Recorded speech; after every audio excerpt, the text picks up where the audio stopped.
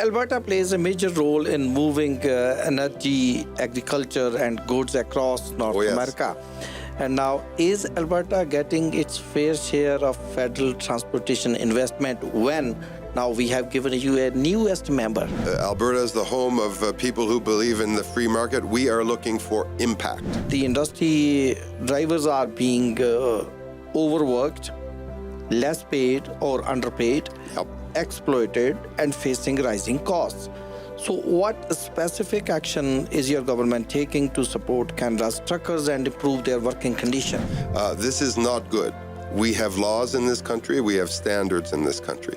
What I'll be asking of my provincial counterparts is, you need to inspect these people. We need to know, Canadians deserve to know, Albertans need to know that the person driving one of those big rigs has all the right training, all the right certification, has the proper license. There was a demand being raised by people of Indian origin that they need a direct flight from Canada to Amritsar. Yes. Is that on your table or not yet? As you know, with the government of India, with respect to our trading arrangements, China, we have one issue which is very important for that part of the world, which is we do not overfly Russia. Canadian airlines do not overfly Russia. That is a major competitive disadvantage for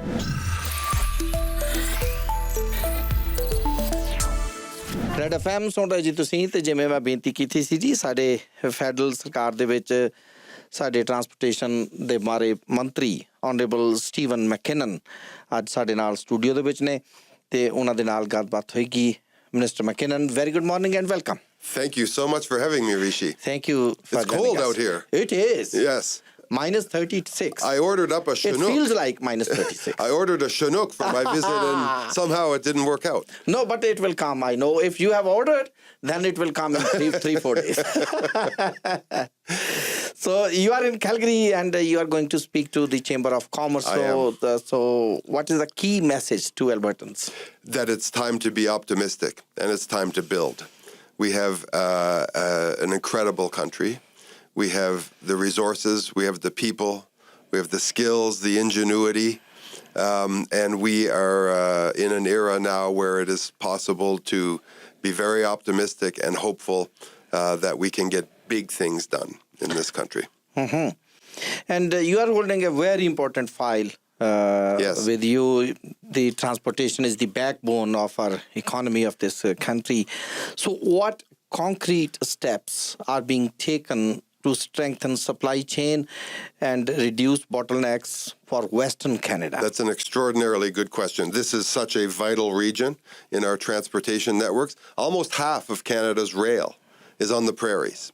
But not half of the merchandise we transport is on the prairie. So, number one, we want to make it possible for farmers, for manufacturers, for resource-based industries to ship and ship more efficiently. So to do that, we're going to have to do several things.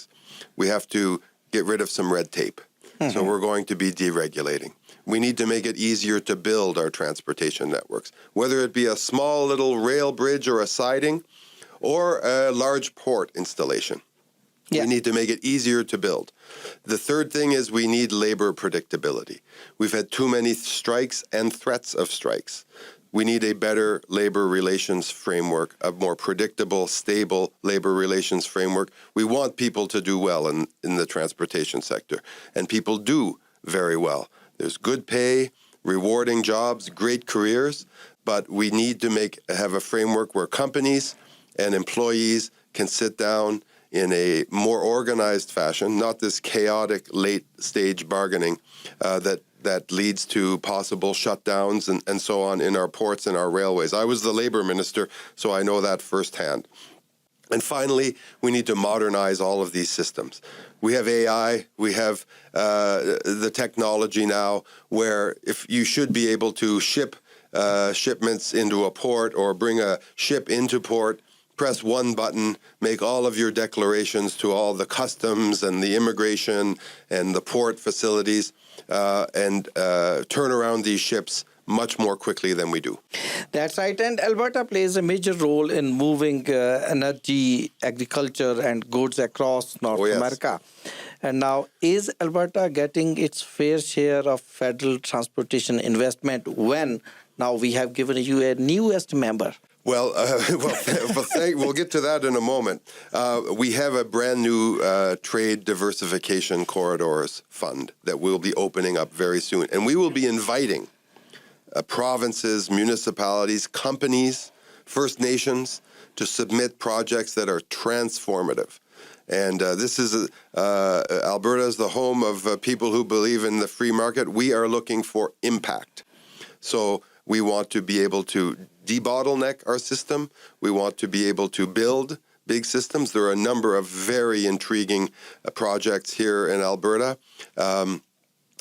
whether it be inland port facilities, distribution hubs, those kinds of things. We are very interested in those because they make our supply chains run more quickly, run more predictably. So I'm really looking forward to it. But in terms of Alberta getting its fair share, you can bet your bottom dollar that Alberta will get on a prorated basis or even more its fair share of federal investments. It's such a strategic place for our transportation sector.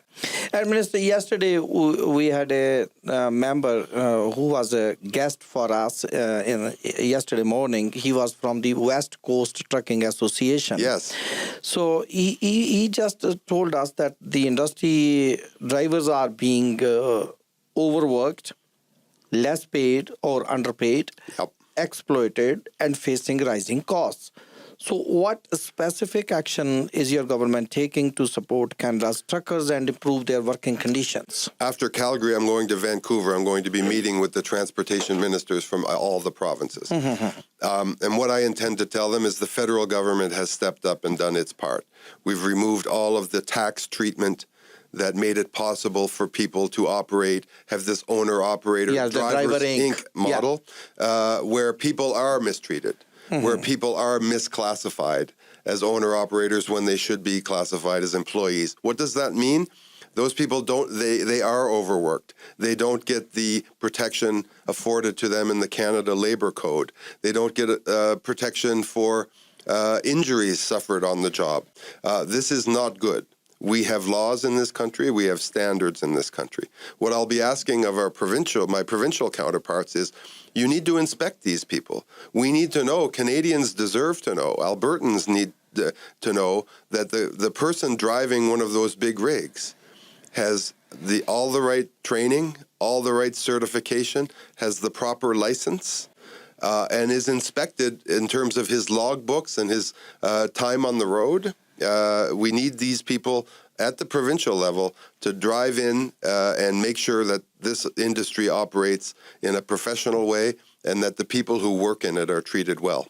And Minister, in the past, when Justin Trudeau was the Prime Minister, there was a demand being raised by people of Indian origin that they need a direct flight from Canada to Amritsar. Yes. Is that on your table or not yet? Well, look, we have a free market, and what we want to do, and what you've seen the Prime Minister do, is go around the world and sign agreements where Canadian airports, Canadian airspace is more open to foreign carriers, and hopefully reciprocally, Canadian, Air Canada, WestJet can have access to more and bigger markets themselves.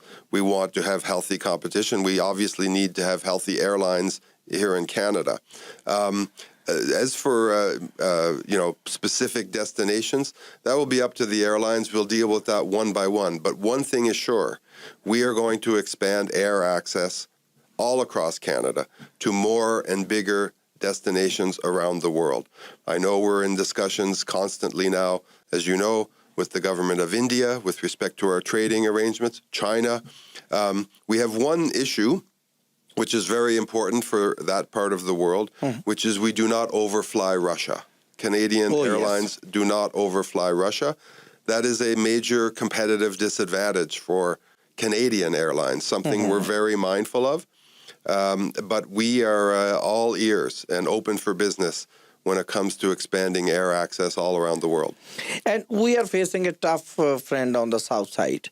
So the economic uncertainty, trade pressures are there. So what reassurance can you give Canadians worried about jobs and affordability? Yes. Well, tariffs have hit hard, specifically in sectors like the auto industry, in steel, in aluminum, softwood lumber. For the rest, Canada still has the best access to the United States of any country in the world. 85% of our trade is covered under CUSMA. Of course, those negotiations will begin at some point in terms of reviewing the trade arrangements we have. We just had 700 people, by the way, in a trade delegation in Mexico. Wow. First, the largest ever Canadian delegation. So we are deepening our ties there. But I want to be very reassuring to people listening to us today. Canada is a strong country. We have options. We have a prime minister who is opening markets at breakneck speed around the world. We spoke of India, China, Southeast Asia, whether it be the ASEAN countries, the Trans-Pacific Partnership countries, and Europe. Canada can be a bridge. We have this ambitious goal of doubling our non-U.S. exports in 10 years. We are going to do that. We're going to do that using the strength and ingenuity of the people, diaspora communities, who know those countries, who know those markets. So I think it's a great time to be thinking about investing in Canada, and people want to invest in Canada. And people here in Alberta and across the country should be very, very confident about our prospects. And what are your comments on the newest member? Well, I've known Matt for a long time. He and I were elected at the same time in 2015. He was, of course, a provincial member here prior to that. I think, like many Conservatives, that he looks at the circumstances we face, a historic rupture, and he wants to contribute. A lot of Conservatives feel that way. Not all of them act on it in this way. But a lot of them are looking at their current leadership and find it is lacking. And they see a prime minister, Mr. Carney, with a plan, a strategy. Mr. Harper just came to Ottawa a couple of weeks ago. And he says we must do everything possible to ensure Canada's prosperity and unity. Most Conservatives agree with Stephen Harper. And they see in the government of Mr. Carney a government that is stepping up and doing just that. So there are more. Whether they act upon that, I don't know. But I do know Matt.